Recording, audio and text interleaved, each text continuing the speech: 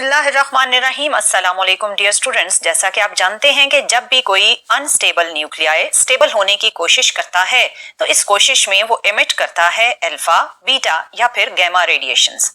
ये रेडिएशंस बहुत high energy carry करती हैं और इन्हें नॉर्मल आई से देखना पॉसिबल नहीं है। सो इनके पाथ को विजिबल पाथ बनाने के लिए हमने डिफरेंट डिटेक्टर्स बनाए। उनमें से जो डिटेक्टर आज हमने स्टडी करना है वो है विल्सन क्लाउड चैम्बर। तो चलिए स्टार्ट करते हैं। Dear student, Wilson cloud chamber को कंस्ट्रक्ट किया था CTR विल्सन ने इन 1911। इसके नाम में क्लाउड का वर्ड आता है, जिसका मतलब यह है कि इसकी कंस्ट्रक्शन और वर्किंग में जब हम डिफरेंट अल्फा, बीटा या गैमा रेडिएशंस को यूज करेंगे तो उन रेडिएशंस के पाथ में आप कोई क्लाउडी पैटर्न जनरेट करेंगे और उस क्लाउडी पैटर्न को आप ऑब्जर्व करके रेडिएशंस के पाथ को विजिबल बनाएंगे।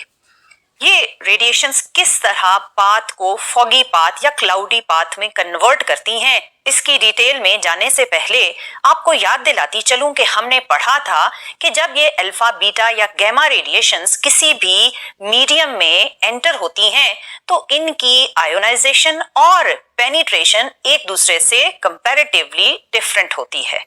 डियर स्टूडेंट, इस पेनिट्रेशन और आयोनाइजेशन को रिवाइज करने के लिए सपोज करें कि किसी ह्यूमन बॉडी पर अल्फा, बीटा और गैमा रेडिएशंस फॉल हुई, तो पहले हम ये देखते हैं कि इन रेडिएशंस की रेंज या पेनिट्रेशन में क्या डिफरेंस होगा।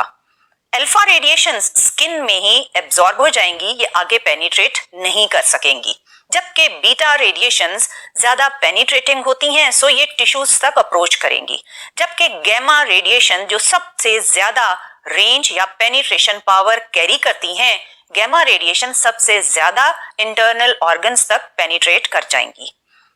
ये तो था कि ये पेनिट्रेशन के पॉइंट ऑफ व्यू से किस तरह एक दूसरे से डिफरेंट होती हैं। अगर आप आयोनाइजेशन का कंपैरिजन करें तो अल्फा रेडिएशंस की आयोनाइजेशन सबसे इंटेंस आयोनाइजेशन होती है। अल्फा रेज से कम बीटा की आयोनाइजेशन है और गैमा रेज सबसे कम आयोनाइजेशन प्रोड्यूस करती हैं। और यही आयोनाइजेशन का ही प्रोसेस होगा जो इस विल्सन क्लाउड चैम्बर में ट्रैक्स या पाथ में फर्क लाएगा। और यही हम बेसिक प्रिंसिपल इसमें यूज करेंगे कि इस डिवाइस में हम रेडिएशन की हेल्प से आयोनाइजेशन जनरेट करेंगे और इस आयोनाइजेशन प्रोसेस के साथ साथ हम सैचुरेटेड एयर की हेल्प लेंगे। और सैचुरेटेड एयर के पार्टिकल्स जब इन आयंस पर कंडेंस होंगे जो अल्फा, बीटा या गैमा रेडिएशंस ने प्रोड्यूस किए होंगे तो उस पाथ को हम विजिबल बनाएंगे। डियर स्टूडेंट, इस सारी चीज को ऑब्जर्व करने से पहले हम जरा डिटेल में देखते हैं कि विल्सन क्लाउड चैम्बर की कंस्ट्रक्शन किस तरह की गई है। इसकी ओवरऑल शेप कुछ इस तरह की है। इसकी बॉटम में आपको नजर आएगा एक मूवेबल पिस्टन। ये piston upward and downward move कर सकता है। इस पिस्टन की टॉप सरफेस पर आप प्लेस करेंगे एक ब्लैक फेल्ट पैड, जिसको आप सोक करेंगे अल्कोहल के अंदर। ये ब्लैक फेल्ट पैड एक फोमी सा स्ट्रक्चर होता है और इस फोमी स्ट्रक्चर को आप अल्कोहल लिक्विड में सोक करके पिस्टन के ऊपर प्लेस करते हैं। अगर आप इसकी वॉल्स को देखें तो आपको राइट साइड और लेफ्ट साइड की वॉल में एक एक विंडो नजर आ रही है। इसमें एक विंडो यूज होती है for a source of light और दूसरी विंडो यूज होती है for the entrance of radioactive radiations. और इसकी टॉप सरफेस पर आपको एक ग्लास विंडो नजर आ रही है और इस ग्लास विंडो के ऊपर अटैच होता है एक कैमरा और इस कैमरा की हेल्प से आप इस क्लाउड चैम्बर के अंदर बनने वाले डिफरेंट ट्रैक्स की फोटोग्राफ जनरेट करेंगे और उस फोटोग्राफ की हेल्प से आप डिफरेंट ट्रैक्स को आइडेंटिफाई करेंगे। इसके साथ आपको एक पोटेंशियल सोर्स भी अटैच्ड नजर आ रहा है। ये पोटेंशियल सोर्स 1 किलो वोल्ट का है और इसकी बॉटम पर आपको एक वैक्यूम वॉल्व नजर आ रहा है और ये वॉल्व पिस्टन की मूवमेंट के साथ साथ एयर को रिमूव करने और इस चैम्बर में लो प्रेशर जनरेट करने के लिए यूज होता है। डियर स्टूडेंट, इसकी कंस्ट्रक्शन देखने के बाद अब मैं आपको बताती हूं कि इसमें हमने सेचुरेशन, कंडेंसेशन और आयोनाइजेशन ये 3 प्रोसेस किस तरह जनरेट करने हैं। इसमें जो पिस्टन की मूवमेंट है उसको और रेडिएशन की एंट्रेंस और सोर्स ऑफ लाइट के ऑन होना, ये तीनों प्रोसेस आपने साथ साथ जनरेट करने हैं। और मैंने आपको ये भी बताया कि आपने अल्कोहल के साथ सोक करके ब्लैक फेल्ट पैड को प्लेस करना है। सो डियर स्टूडेंट, जैसे ही आप ब्लैक फेल्ट पैड को अल्कोहल में सोक करके यहाँ प्लेस करेंगे तो अल्कोहल के वेपर्स चैम्बर में बनना स्टार्ट हो जाएंगे। इस एयर में आपको मिलेंगे अल्कोहल वेपर्स और ये एयर कहलाएगी air saturated with alcohol vapours.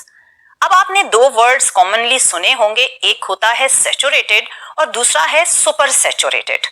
अब ये मोस्टली सॉल्यूशंस के लिए या एयर या किसी भी केमिकल कॉम्बिनेशन के प्रोसेस में यूज होते हैं। इनको समझने के लिए पहले आप सपोज करें कि आपके पास वाटर और सॉल्ट सॉल्यूशन है। आपने वाटर में सॉल्ट की अपनी तरफ से एक मैक्सिमम अमाउंट डिसॉल्व की और अब आपका ये कहना है कि इस वाटर में मजीद सॉल्ट डिसॉल्व नहीं हो सकता। सो अब ये सॉल्यूशन कहलाएगा सैचुरेटेड सॉल्यूशन और ये है सैचुरेटेड वाटर विद सॉल्ट।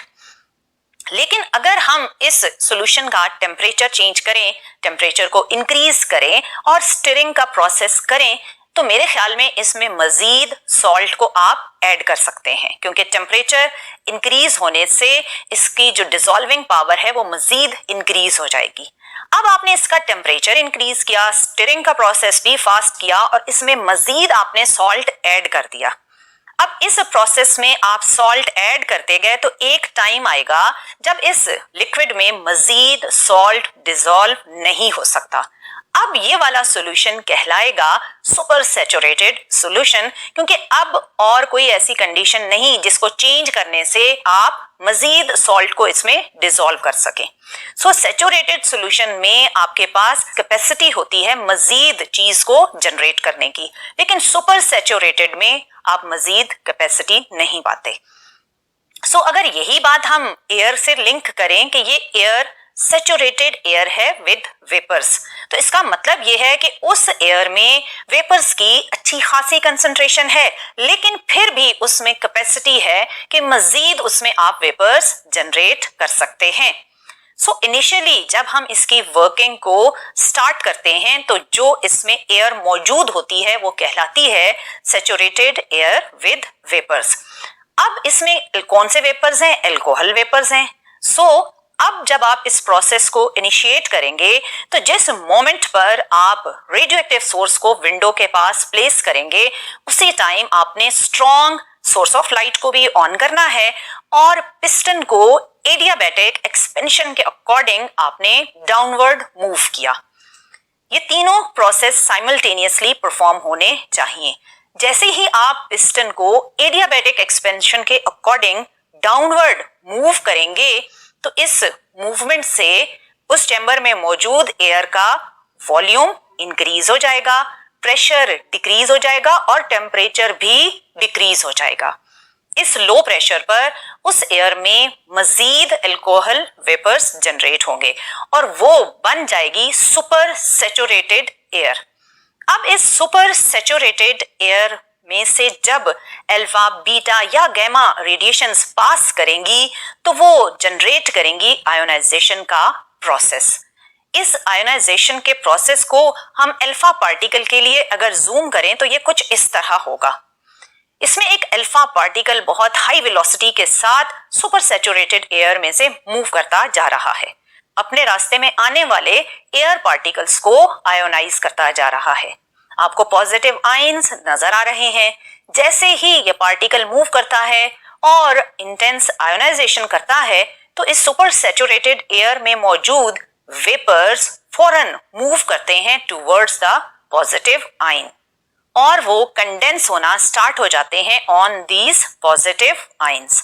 आपने देखा कि किस तरह वेपर्स ने आयन पर कंडेंसेशन का प्रोसेस किया। आपको थोड़ी ही देर में एक पूरा वेपर्स का ट्रैक नजर आना स्टार्ट हो जाएगा और ये ट्रैक आप विजिबल करवाएंगे with the help of strong source of light और ये पैटर्न कुछ इस फॉर्म में ड्रॉपलेट्स में कन्वर्ट हुआ आपको मिलेगा। मैंने वर्ड यूज किया कंडेंसेशन। कंडेंसेशन वर्ड का क्या मीनिंग है? एक्चुअली जब आपके पास सुपर सैचुरेटेड एयर होती है तो उसमें मैक्सिमम अमाउंट ऑफ वेपर्स है और ये वेपर्स जैसे ही आप एक सडन एक्सपेंशन का प्रोसेस करते हैं तो उस सडन एक्सपेंशन के प्रोसेस से जैसे ही प्रेशर लो होता है, टेम्परेचर भी लो होता है, तो ये वेपर्स आपस में कंबाइन होकर ड्रॉपलेट की फॉर्म में कन्वर्ट होने लगते हैं। लेकिन जैसे ही इनका ये कंडेंसेशन का प्रोसेस स्टार्ट होने लगता है तो इन्हें मिलते हैं पॉजिटिव आयंस और ये सारे वेपर्स कोशिश करते हैं कि वो इन पॉजिटिव आयंस पर कंडेंस हों और कन्वर्ट हो जाएंगे एक ड्रॉपलेट में। और यही ड्रॉपलेट आपको एक फॉगी पैटर्न दिखाता है और इस फॉगी पैटर्न को जब आप कैमरा की हेल्प से कैप्चर करते हैं तो आपको 3 डिफरेंट टाइप्स ऑफ ट्रैक्स या 3 डिफरेंट टाइप्स ऑफ पाथ नजर आते हैं। वो 3 डिफरेंट टाइप्स ऑफ पाथ किस तरह के होते हैं वो कुछ इस तरह के हैं। इनमें जो फर्स्ट ट्रैक आप देख रहे हैं ये है अल्फा पार्टिकल का। आपने ऑब्जर्व किया होगा कि ये ट्रैक बहुत ही थिक है। इसकी रीजन है कि अल्फा पार्टिकल बहुत ही इंटेंस आयोनाइजेशन जनरेट करते हैं। आपने पढ़ा था कि जब भी कोई अल्फा पार्टिकल जब भी किसी भी एटम के पास से गुजरेगा तो इस अल्फा पार्टिकल का डबल पॉजिटिव चार्ज उस एटम के आउटर मोस्ट इलेक्ट्रॉन्स को रिमूव करेगा और उस एटम को कन्वर्ट कर देगा एक आयन में। सेम इसमें भी आपने यही ऑब्जर्व किया कि जब अल्फा पार्टिकल आए तो उन्होंने एक इंटेंस आयोनाइजेशन की और उनकी वजह से जो आपको फॉगी ट्रैक नजर आए वो बहुत ही थिक और स्ट्रेट थे। क्योंकि अल्फा पार्टिकल हैवी होता है वो इतना डिफ्लेक्ट नहीं करता, सो अल्फा पार्टिकल का पाथ बिल्कुल स्ट्रेट नजर आएगा। दूसरे नंबर पर जो ट्रैक्स हैं वो हैं आपके बीटा पार्टिकल के। क्योंकि बीटा पार्टिकल बहुत ही लाइटर होता है, सो जब वो सिस्टम में एंटर होता है तो वो बहुत ज्यादा डिफ्लेक्ट होता है। उसकी डिफ्लेक्शन की वजह से आपको स्ट्रेट पाथ नहीं मिलते, आपको इरेटिक टेढ़े पाथ मिलते हैं। लेकिन ये कंटिन्यूस भी नहीं होते, जिस तरह आपका अल्फा का ट्रैक कंटिन्यूस ट्रैक था, थिक ट्रैक था, ये उसके कंपैरेटिवली डिसकंटिन्यूस होते हैं और इरेटिक होते हैं। और थर्ड जो आपको पैटर्न नजर आ रहा है वो गैमा रेज का है। गैमा रेज क्योंकि बहुत ही माइनर सी आयोनाइजेशन करती हैं, क्योंकि इनकी पेनिट्रेशन पावर ज्यादा है लेकिन आयोनाइजेशन इनकी बहुत ही कम होती है, जिसकी वजह से हमें गैमा रेज का कोई भी डेफिनेट ट्रैक नजर नहीं आता। आपने नोटिस किया होगा कि जितनी किसी पार्टिकल की एनर्जी ज्यादा होती है उतना ही उस पार्टिकल का ट्रैक आपको बिगर नजर आएगा। इसका मतलब ये हुआ कि length of the track will determine the energy of the particle. So dear student, अब तक आपने जितनी भी इसकी डिटेल स्टडी की उसमें आपने ये देखा कि जब भी विल्सन क्लाउड चैम्बर में कोई भी पार्टिकल एंटर होगा तो फर्स्ट प्रोसेस जो जनरेट होगा वो है आयोनाइजेशन। और फिर जैसे ही आयंस बनेंगे और आपने सैचुरेटेड एयर को कन्वर्ट किया सुपर सैचुरेटेड एयर में, तो जैसे ही आयंस बने तो उस सुपर सैचुरेटेड एयर के वेपर्स इन आयंस पर कंडेंस हुए और इस कंडेंसेशन से वो वेपर्स ड्रॉपलेट में कन्वर्ट हुए और जैसे ही वो ड्रॉपलेट में कन्वर्ट हुए तो with the help of strong source of light आपने उस ड्रॉपलेट के पाथ को विजिबल बना लिया। सो डियर स्टूडेंट, अब तक हमने ये देखा कि विल्सन क्लाउड चैम्बर एक ऐसी डिवाइस है जो आयोनाइजिंग पार्टिकल्स के पाथ को विजिबल बनाती है, क्योंकि जितनी भी ये रेडियोएक्टिव रेडिएशंस हैं ये इनविजिबल होती हैं, हमारे सेंसेस इनको देख नहीं पाते। सो इनके पाथ को विजिबल बनाने के लिए हमने यूज किया विल्सन क्लाउड चैम्बर को। और इसके जो बेसिक प्रिंसिपल में हमने चीज यूज की वो थे आपके सुपर सैचुरेटेड वेपर्स, जिन्हें आपने कंडेंस कर लिया था पॉजिटिव आयंस के ऊपर। सो इसके प्रिंसिपल में आपने यूज किया super saturated vapour condense more on dust और आयंस। फिर आपने इसकी कंस्ट्रक्शन को बड़ी डिटेल में देखा कि इसके चैम्बर के अंदर बॉटम पर आपके पास है एक मूवेबल पिस्टन और इसकी वॉल्स के साथ अटैच्ड हैं एक स्मॉल विंडो जो लाइट की एंट्रेंस के लिए है और एक और स्मॉल विंडो है जिससे आप रेडिएशंस को एंटर करवाते हैं। और पिस्टन पर आपने प्लेस किया था एक ब्लैक फेल्ट पैड को और इसकी टॉप पर अटैच किया गया था कैमरा, जिसकी हेल्प से आपने बनने वाले डिफरेंट ट्रैक्स के पाथ को फोटोग्राफ किया और उन फोटोग्राफ्स को जब आपने ऑब्जर्व किया तो आपको 3 डिफरेंट टाइप्स ऑफ रेडिएशंस नजर आई और वो थी अल्फा और उनके ट्रैक्स कुछ इस तरह के थे, दूसरी थी बीटा, उनके ट्रैक्स कुछ इस तरह के हैं और थर्ड जो रेडिएशन है वो है गैमा, जिसके ट्रैक्स आपको कुछ इस तरह के नजर आएंगे। सो डियर स्टूडेंट, इसके साथ हमने स्टार्ट में ये भी डिस्कस किया था कि एक 1 किलो वोल्ट का पोटेंशियल अटैच होता है। वो पोटेंशियल क्यों अटैच किया जाता है, उसकी रीजन है कि अगर आपने एक दफा विल्सन क्लाउड चैम्बर को यूज कर लिया, अब आप इसे दोबारा किसी और रेडियोएक्टिव सोर्स के लिए यूज करना चाहते हैं तो इसमें तो आयंस बन चुके हैं ऑलरेडी। सो उन आयंस को जो ऑलरेडी एक दफा के यूजेज के बाद इसमें बन चुके हैं, उन आयंस को अगर हमने रिमूव करना है तो उनको रिमूव करने के लिए हम एक स्ट्रॉन्ग पोटेंशियल ऑफ 1 किलोवोल्ट या आप 1000 वोल्ट कह सकते हैं, इस स्ट्रॉन्ग पोटेंशियल को इसकी टॉप और बॉटम के साथ अटैच करते हैं। जैसे ही आप इस पोटेंशियल को स्विच ऑन करेंगे तो इसकी टॉप और बॉटम सरफेस पर एक प्लेट पर आएगा पॉजिटिव और दूसरे पर आ जाएगा नेगेटिव चार्ज और इसमें मौजूद आयंस अपने चार्ज के अकॉर्डिंग ऑपोजिट प्लेट की तरफ अट्रैक्ट होंगे और उस मेटल प्लेट के साथ अटैच होकर न्यूट्रल हो जाएंगे और आपके इस सिस्टम में मौजूद सारे आयंस एलिमिनेट हो जाएंगे इनटू न्यूट्रल एलिमेंट्स। सो ये तो था कि आपने 1 किलो वोल्ट का पोटेंशियल सोर्स यूज करके इस चैम्बर को किस तरह दोबारा रीयूज करने के लिए तैयार किया। इस चैम्बर को हम मैग्नेटिक फील्ड में प्लेस करके एक और ऑब्जर्वेशन भी कर सकते हैं। जैसे ही आप इस चैम्बर को मैग्नेटिक फील्ड में प्लेस करेंगे तो डिफरेंट रेडिएशंस डिफरेंट डायरेक्शंस में डिफ्लेक्ट होंगी, क्योंकि मैग्नेटिक फील्ड की वजह से लगेगी मैग्नेटिक फोर्स और इनकी डिफ्लेक्शन से फर्दर हम डिफरेंट चार्जेस को, मैसेस को और डिफरेंट और ऑब्जर्वेशंस को ऑब्जर्व कर सकते हैं by placing the chamber in magnetic field and with the help of magnetic force when different charges are deflected in different directions we can calculate charge, mass and different parameters related to the particles.